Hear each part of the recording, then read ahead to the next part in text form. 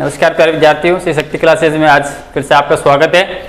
और हमारा कुछ एक पार्ट 20 का एक टॉपिक रह गया था, बायोडीजल हम पढ़ रहे थे। बायोडीजल के बारे में हम पढ़ रहे थे। देखिए क्या है बायोडीजल, कि भाई विश्व के अंदर ऊर्जा के क्या है, परंपरागत ऊर्जा स्रोत हैं। जैसे आप डीजल है, केरोसिन है, पेट्रोल है, आपके नेचुरल गैस है, ये सारे के सारे क्या है, ऊर्जा के परंपरागत स्रोत हैं। लेकिन इनकी एक विशेषता है कि ये जो ऊर्जा के स्रोत हैं, परंपरागत ऊर्जा के स्रोत, ये कैसे हैं, इनकी प्रकृति कैसे होती है, अनवीकरणीय। अनवीकरणीय यानी यदि एक बार ये समाप्त हो गए तो इनको दोबारा से नहीं बनाया जा सकता। बनेंगे लेकिन इनमें बनने का जो प्रोसेस है वो लाखों वर्षों का होता है। तो अब ये ऐसा तो है नहीं एक बार खत्म हो जाएंगे तो हम इनका वेट करते रहेंगे कब लाखों वर्षों तक के बाद ये बनेंगे, कब हम इनका यूज करेंगे, ऐसा नहीं हो सकता। तो इनको बनने में काफी लंबा समय लगता है। और ये ऊर्जा के क्या होते हैं, परंपरागत ऊर्जा स्रोत होते हैं। और लगभग पूरा विश्व है इन्हीं का यूज कर रहा है वर्तमान समय में यदि हम देखें तो। अब इन पर क्या होगा, ये जो ऊर्जा के परंपरागत ऊर्जा स्रोत है इन पर बहुत ज्यादा दबाव लग रहा है, प्रेशर बहुत ज्यादा है, क्योंकि सभी इनका यूज कर रहे हैं ऊर्जा के संसाधन।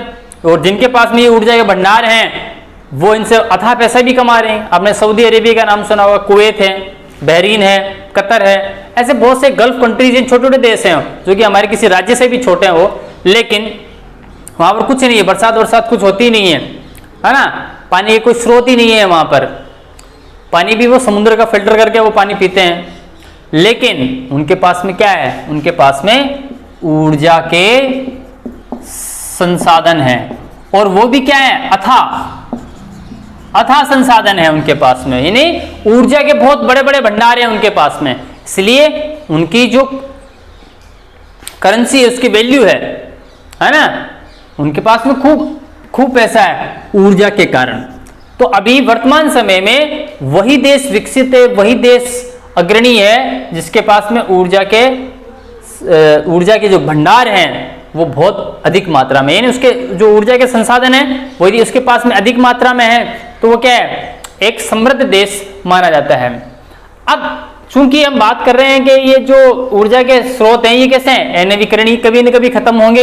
इसलिए लोगों ने पहले से, वैज्ञानिकों ने पहले से सोचना शुरू कर दिया कि भाई जैसे होता है ना, हर चीज का प्लान भी रखते हैं कि भाई ये खत्म हो जाएगा तो इसके बाद क्या। तो लोगों ने सोचा, वैज्ञानिकों ने सोचा कि ये खत्म होए उससे पहले हमें इसकी वैकल्पिक स्रोत है उनका पता लगाना पड़ेगा कि भाई यदि किसी कारण से ये खत्म भी हो जाते हैं तो हम कौन से ऐसे स्रोत हैं जो इनके स्थान पर हम काम में ले सकते हैं। तो तब जाकर ये बायोडीजल के बारे में लोगों ने सोचना किया। देखो डीजल से तो आप समझते ही हो, बायो का मतलब होता है जैविक, बायो का मतलब क्या होता है, जैविक। तो इस प्रकार का डीजल प्राप्त करना जो कि जैविक पदार्थों से प्राप्त हो रहा है वह बायोडीजल कहलाता है।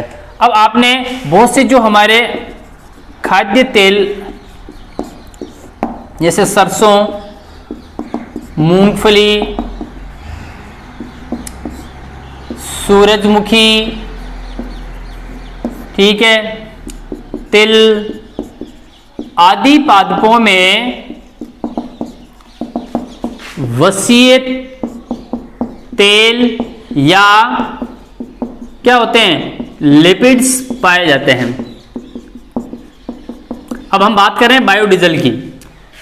देखो बायोडीजल की यदि हम स्रोत की बात करें तो बायोडीजल के दो स्रोत हैं, वो दो प्रकार के हैं। एक होता है वानस्पतिक वसीय तेल और दूसरा है आपका पेट्रोपादप। क्या है, पेट्रोपादप। दो स्रोत हैं, वानस्पतिक वसीय तेल और पेट्रोपादप। अब क्या है कि ये जो पादप हैं, अब हम पहली बात कर रहे हैं इन वानस्पतिक वसीय तेलों की, ठीक है। तो वानस्पतिक वसीय तेलों में आपके ये आते हैं सूरजमुखी है, मूंगफली है, तिल है, सरसों है, जिनसे हम तेल निकालते हैं खाद्य पदार्थ के रूप में हम इनका यूज करते हैं। अब इनके तेलों में क्या है, वसीय और लिपिड्स की वसा की मात्रा और लिपिड्स की मात्रा बहुत अधिक होती है। अच्छा, ये जो लिपिड्स होते हैं,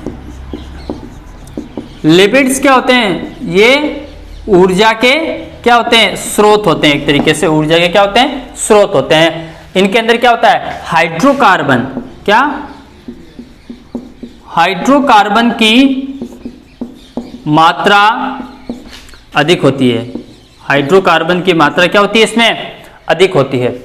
अब चूंकि लिपिड्स हैं इनके अंदर, और लिपिड्स में आप जानते हो हाइड्रोकार्बन की मात्रा अधिक होती है, और हाइड्रोकार्बन क्या होते हैं? ये एक ऊर्जा के अच्छे स्रोत होते हैं, ऊर्जा के अच्छे स्रोत। तो हम देख सकते हैं कि ये जो तेल हैं, इन पादपों के जो तेल हैं, उनसे हम ऊर्जा प्राप्त कर सकते हैं।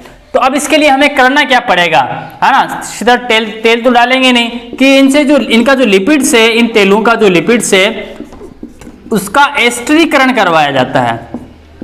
क्या करवाते हैं? एस्टरीकरण करवाते हैं। इस लिपिड्स का एस्टर के साथ क्रिया करवाते हैं, जिसके कारण एक तरल उत्पाद प्राप्त होता है, और उस तरल उत्पाद को ही हम क्या कहते हैं? बायोडीजल कहते हैं। कहने का तात्पर्य यह है कि इन वसीय तेलों के लिपिड्स का एस्टरीकरण करवाने से एक तरल पदार्थ या तरल उत्पाद प्राप्त होता है, और उस तरल उत्पाद को ही हम क्या कहते हैं? बायोडीजल कहते हैं।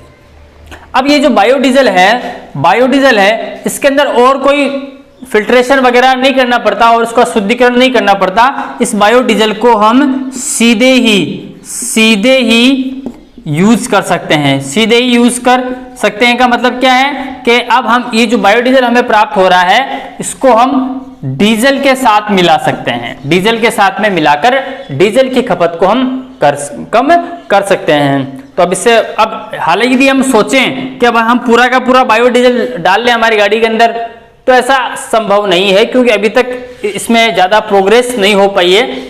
हाँ, ये एक विकल्प बन सकता है, उसके साथ में मिलाने, डीजल के साथ मिलाकर इसको काम में लिया जा सकता है, लेकिन खाली सिर्फ और सिर्फ बायोडीजल से हम ऊर्जा प्राप्त कर लें अधिक मात्रा में, तो इतना संभव है नहीं।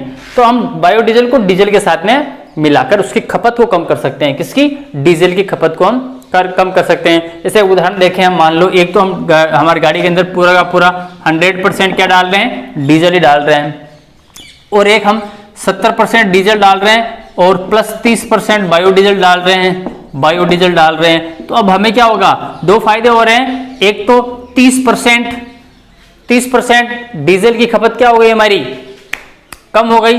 डीजल की खपत 30% क्या हो गई? कम हो गई।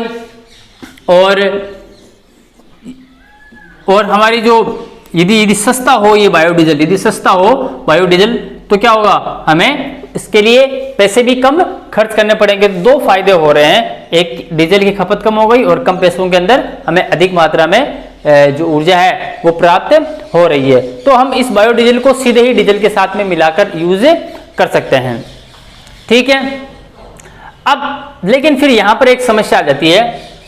समस्या क्या आती है कि जो खाद्य तेल हैं, सूरजमुखी, मूंगफली, सरसों, ये सारे के सारे क्या है? खाद्य तेल हैं। खाद्य तेल, ये किस प्रकार के तेल हैं? ये खाद्य तेल हैं। और ये जो खाद्य तेल हैं, इनकी जो कीमत की भी हम बात करें तो इनकी कीमत है वो डीजल की कीमत से क्या होता है? ज्यादा होती है ना? खाद्य तेलों की कीमत है डीजल की कीमत से क्या है? अधिक है।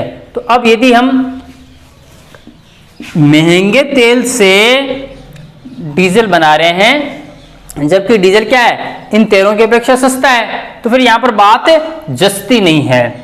यहां पर बात जच नहीं रही कि भाई, और दूसरी बात, विकासशील देश हैं, है ना? ज्यादा उनके पास में संसाधन है नहीं, और जो खाने का तेल है उसको भी हम डीजल के रूप में यदि हम यूज करने लग गए, तो फिर वहां पर तो और ज्यादा क्या हो जाएगी? समस्याएं पैदा हो जाएंगी। तो फिर ऐसा देखा, वैज्ञानिकों ने देखा कि भाई हमें खाद्य तेलों की अपेक्षा कुछ और दूसरे तेलों की तरफ हमें देखना पड़ेगा। तो फिर उन्होंने क्या किया? जो एक खाद्य तेल है, एक खाद्य तेल उत्पादक पादपों के बारे में उन्होंने खोजबीन करना शुरू कर दिया, और आपके करंज, अरंडी, महुआ, ये कुछ ऐसे पादप हैं जो कि जिनका तेल है वो किसकी श्रेणी में आता है? एक खाद्य तेलों की श्रेणी के अंतर्गत आता है। और इनके तेल से, जो एक खाद्य तेल है, इनके तेल से बायोडीजल बनाया जा सकता है ना? इनके तेल से क्या किया जा सकता है? बायोडीजल का निर्माण किया जा सकता है। ठीक है, तो ये तो था आपके बायोडीजल का पहला स्रोत, वानस्पतिक वसीय तेलों से किस प्रकार बायोडीजल प्राप्त किया करते हैं। देखिए दूसरा है आपके पेट्रोपादप। पेट्रोपादप, अब पेट्रोपादपों के रूप में क्या होता है कि भाई वही बात आती है, ऊर्जा के परंपरागत स्रोतों के स्थान पर ऐसे पादप वर्गों को खोजा गया जो क्या आपके पेट्रोल के स्थान पर काम में, जिनके उत्पाद पेट्रोल के स्थान पर काम में आ सके। ठीक है, जैसे कुछ पादप होते हैं, कुछ पादप जैसे यूफोर्बिएसी, सेपोटेसी और आर्किटेसी, कुछ ऐसे पादप हैं जिनके जो लेटेक्स होता है, लेटेक्स जिसे हम क्षीर बोलते हैं, लेटेक्स में हाइड्रोकार्बन की मात्रा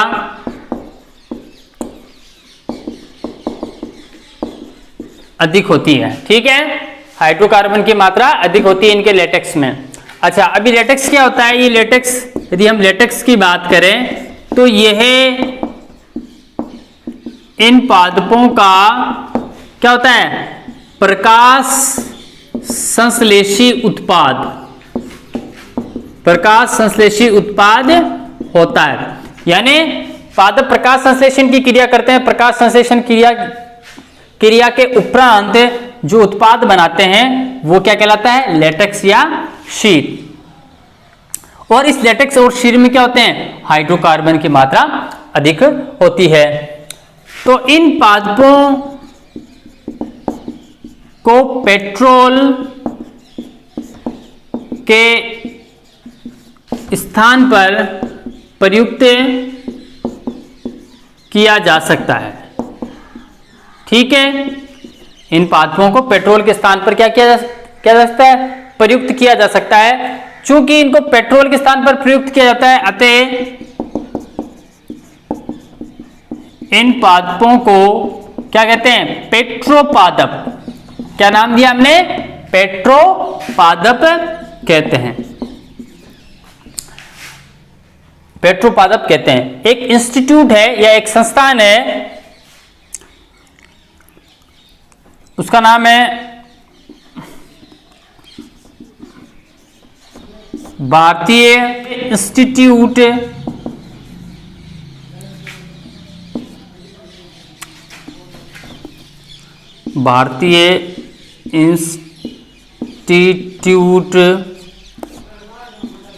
ऑफ पेट्रोलियम, देहरादून। ठीक है, भारतीय इंस्टीट्यूट ऑफ पेट्रोलियम यानी देहरादून, ये ऐसी संस्थान है जो कि क्या करता है? इस प्रकार के पेट्रोपादपों की खोज में ये लगा हुआ है। यह इस प्रकार के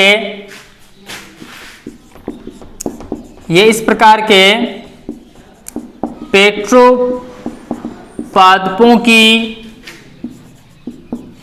खोज में लगा है।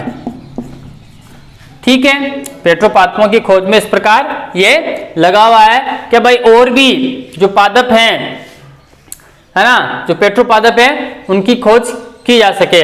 यूफोर्बिया है ना, और हमने यूफोर्बिया के अलावा और क्या है? क्या क्या नाम देखा है यूफोर्बिया के अलावा आर्के, सेपोटेसी, आर्किटेसी, ये इस प्रकार के पादप हैं जिनसे आपको ये उत्पाद प्राप्त, इनके उत्पादों से आप पेट्रोल के स्थान पर इनका यूज कर सकते हैं। ठीक है, तो ये कहलाते हैं आपके पेट्रोपादप। यदि हम यूफोर्बिया की कुछ जातियों की बात करें, जिसके अंदर एक जाति आती है सबसे इंपॉर्टेंट, यूफोर्बिया लेथाइरस, नाम ध्यान रखना, यूफोर्बिया लेथाइरस। ये एक पेट्रोपादप की जाति है। ये क्या एक प्रकार से पेट्रोपादप है। हमने बात की ना यूफोर्बिया की अधिकांश जो जातियां हैं वो पेट्रोपादपों के रूप में यूज आती है।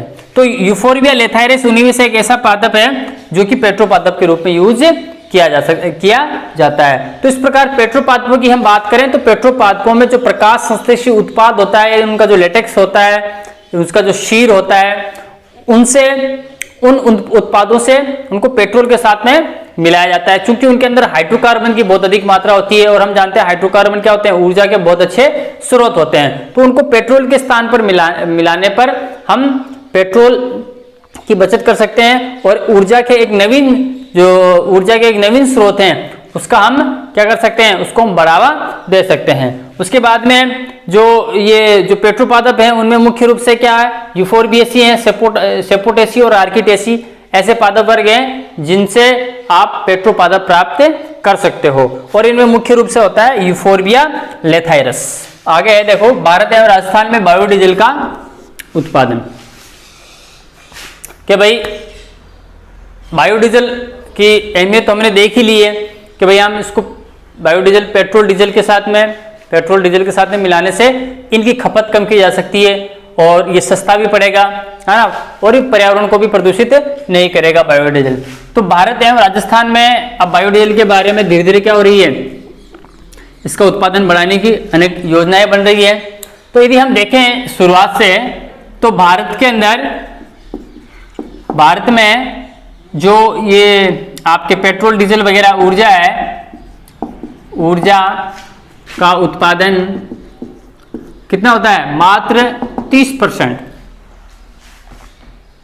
कितना होता है, 30%। यानी जितनी हमें भारत को ऊर्जा संसाधनों की आवश्यकता होती है उसका उत्पादन वो कितना कर पाता है, ओनली 30%। तो इसका मतलब क्या है कि भारत आवश्यकता का 70% ऊर्जा संसाधन क्या करता है, आयात करता है। क्यों? क्योंकि उसके पास में मौजूदा जो ऊर्जा भंडार हैं वो मात्र कितने, 30%। तो उसको कितने, 70% ऊर्जा स्रोत हैं या ऊर्जा है वो उसको बाहर से मंगवानी पड़ रही है।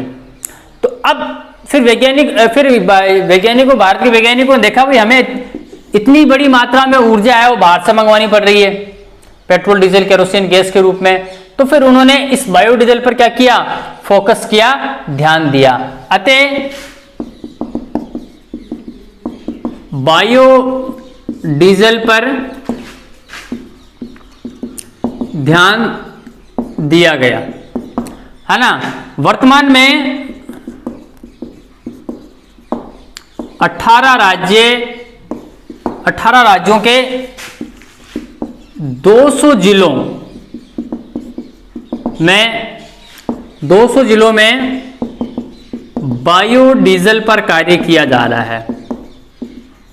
बायोडीजल पर कार्य किया जा रहा है ना। 18 राज्यों के 200 जिलों में बायोडीजल पर कार्य किया जा रहा है। अब एक चीज इसमें आप देखना कि बायोडीजल में भी मुख्य रूप से रतनजोत व करंज के पादपों का विशेष महत्व है। किन दो पादपों का, रतनजोत और करंज के पादपों का विशेष महत्व है। ठीक है। और राजस्थान में भी रतनजोत, जिसको वैज्ञानिक नाम है इसका जेट्रोफा, नाम ध्यान रखना, जेट्रोफा कर्कस, रतनजोत का वैज्ञानिक नाम जेट्रोफा कर्कस। राजस्थान में भी रतनजोत की खेती की जा रही है। अच्छा, ये जो रतनजोत और करंज की जो खेती की जाती है, ये जहां पर इनको लगाया जाता है वो कहां पर है? बंजर भूमि में इनको लगाया जाता है। कहां लगाया जाता है इनको? बंजर भूमि में इनको लगाया जाता है। तो बंजर भूमि लगाने से देखो क्या फायदे हैं। एक तो उस भूमि का क्या हो रहा है? उपयोग हो रहा है। जो बंजर भूमि है जहां पर ये रतनजोत और आपके करंज नामक ये जो पादप हैं, बायोडीजल के जो पादप है जिनको लगाया गया है, इनसे एक तो क्या हो रही है? इस बंजर भूमि का उपयोग हो रहा है, सदुपयोग हो रहा है, नहीं तो वैसे ही पड़ी हुई थी। ठीक है। और पौधरोपण भी होता है। तो भारत में और राजस्थान में बायोडीजल पर वर्तमान में काफी ध्यान दिया जा रहा है। और एक बायोफ्यूल, राजस्थान में तो मुख्यमंत्री की अध्यक्षता में बायोफ्यूल कमीशन, इसका गठन भी किया गया है ना। बायोफ्यूल कमीशन का क्या किया गया है? गठन किया गया है, जो कि इस आपके ये जो बायोडीजल है इसके ऊपर अपनी निगरानी करता है बायोफ्यूल कमीशन। तो ये क्या करेगा? जो बायोडीजल पे जितना भी काम हो रहा है राजस्थान के अंदर, उस पर ये मुख्यमंत्री की संरक्षण के अंदर ये काम चलता है। तो राजस्थान के अंदर और भारत के अंदर बायोडीजल में खूब काम किया जा रहा है और अलग अलग स्थानों पर इनकी खेती की जा रही है। जो बायोडीजल से संबंधित पादप हैं, जैसे रतनजोत है, करंज है, इनकी खेती की जा रही है। अब देखो बायोडीजल के उपयोग क्या क्या है, कि बायोडीजल के उपयोग क्या क्या हो सकते हैं। तो एक तो बायोडीजल का उपयोग ये होता है कि बायोडीजल को एक तो आप स्नेहक के रूप में, लुब्रिकेंट्स के रूप में, है ना, स्नेहक के रूप में उपयोग कर सकते हो। एक तो ऊर्जा के रूप में तो आप करते ही हो, स्नेहक के रूप में यानी लुब्रिकेंट्स के रूप में भी आप इसको यूज कर सकते हो बायोडीजल को। एक क्या उपयोग है? इसको बंजर भूमि पर लगाया जा सकता है। जो भूमि बंजर है, जहां पर कुछ उगता नहीं है, जहां पर कुछ होता नहीं है, उस भूमि में भी ये बायोडीजल के जो पादप हैं वो आसानी से लगाया जा सकता है। इन पौधों द्वारा, किनके? बायोडीजल के पौधों द्वारा, इन पौधों द्वारा मृदा का कटाव रोका जाता है। मृदा का कटाव, भाई जितने पादप लगेंगे बंजर भूमि में तो उसका कटाव क्या हो जाएगा? ऑटोमेटिक रुक जाएगा। फिर ये क्या होते हैं?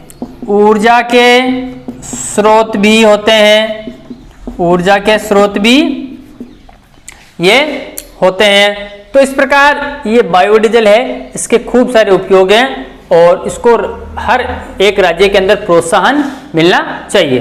अब देखो आगे स्टार्च है, लिग्नो सेल्यूलोज से इथेनॉल का निर्माण, जो आपके गन्ना, चुकंदर, है ना, गन्ना, चुकंदर आदि ऐसे पादप हैं जिनके उत्पादों से क्या है? एथेनॉल प्राप्त किया जाता है। एथेनॉल प्राप्त किया जाता है ना। तो जो सेल्यूलोज पादपों में सेलुलेज एंजाइम की सहायता से, सेलुलेज एंजाइम की सहायता से सेल्यूलोज पादपों में सेल्यूलोज एंजाइम की सहायता से क्या होता है, इथेनॉल किण्वन विधि द्वारा या किण्वन पद्धति द्वारा प्राप्त किया जाता है। इसी प्रकार काष्ठीय लिग्नो सेल्यूलोज पादपों से भी लिग्निन व सेल्यूलोज प्राप्त किया जाता है, सेल्यूलोज प्राप्त किया जाता है। लिग्निन व सेल्यूलोज को किण्वन विधि द्वारा इथेनॉल में परिवर्तित किया जाता है। यानी कहने का मतलब है यहां पर इथेनॉल क्या है, ऊर्जा के रूप में इसका यूज हो रहा है। बहुत से काष्ठीय जो पादप होते हैं, लिग्नो सेल्यूलोज, सेल्यूलोज युक्त पादप होते हैं, गन्ना, चुकंदर, है ना, ये पादप क्या होते हैं कि इन पादपों के उत्पादों से इथेनॉल प्राप्त किया जाता है और इथेनॉल ऊर्जा का क्या होता है, स्रोत होता है। चूंकि इथेनॉल से ऊर्जा प्राप्त होती है अतः ऐसे पादपों को ऊर्जा पादप कहते हैं। क्या कहते हैं, ऊर्जा पादप कहते हैं। अब एथेनॉल को ऊर्जा के रूप में, एथेनॉल को ऊर्जा के रूप में यूज करने वाला एक देश है ब्राजील, है ना, ब्राजील। तो ब्राजील में लगभग 1970-1975 से ही, है ना, एथेनॉल पर कार्य किया जा रहा है।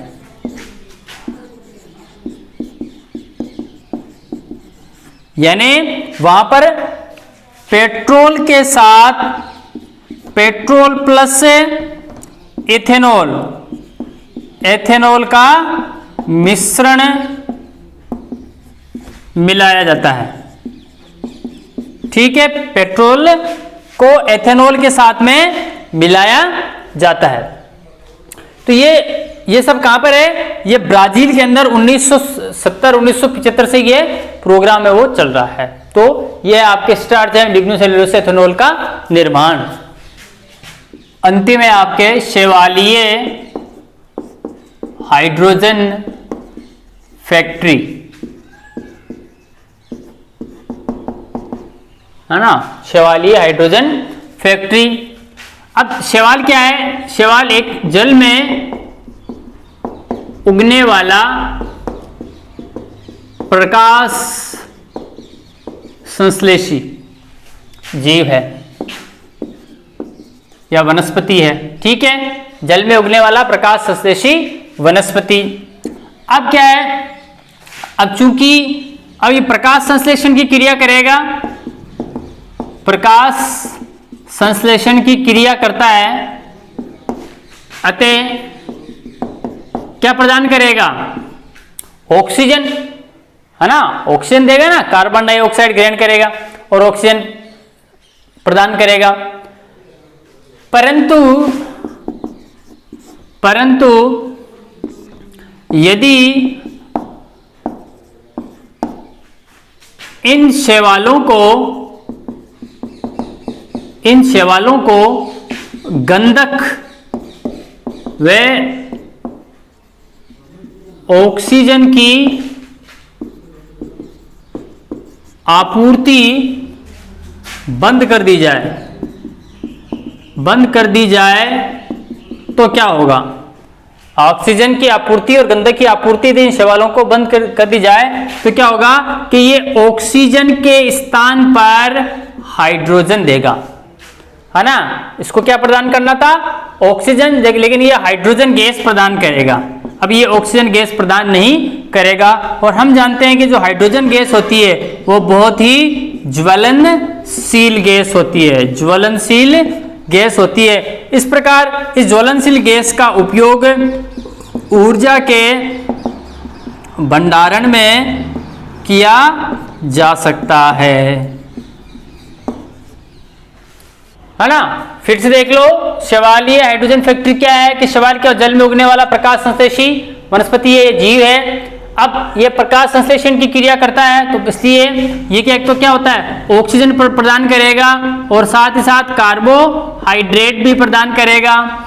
लेकिन यदि शैवालों को अब गंधक और ऑक्सीजन की, यानी सल्फर और ऑक्सीजन की आपूर्ति क्या कर दी जाए, बंद कर दी जाए, अवरुद्ध कर दी जाए, तो क्या होगा, तो फिर शैवाल की जितनी भी मेटाबॉलिज्म में जो एक्टिविटीज है, उपापचयी क्रियाएं हैं वो अब विपरीत होने लग जाएंगी। विपरीत कैसे हो जाएंगी कि जहां पर पहले वो क्या प्रदान कर रहा था शैवाल, ऑक्सीजन दे रहा था, अब ऑक्सीजन के स्थान पर ये क्या देगा, हाइड्रोजन गैस प्रदान करेगा। और हाइड्रोजन गैस हमें पता है ये एक बहुत ज्वलनशील गैस होती है। इस गैस का उपयोग हम ऊर्जा के रूप में बहुत अच्छी तरीके से यदि हम कर सकते हैं, यदि कर सके तो हमें ऊर्जा का एक बहुत बड़ा भंडार है वो प्राप्त हो सकता है। तो आज के लिए फिलहाल इतना ही, फिर कल मिलेंगे एक नए वीडियो के साथ, तब तक धन्यवाद।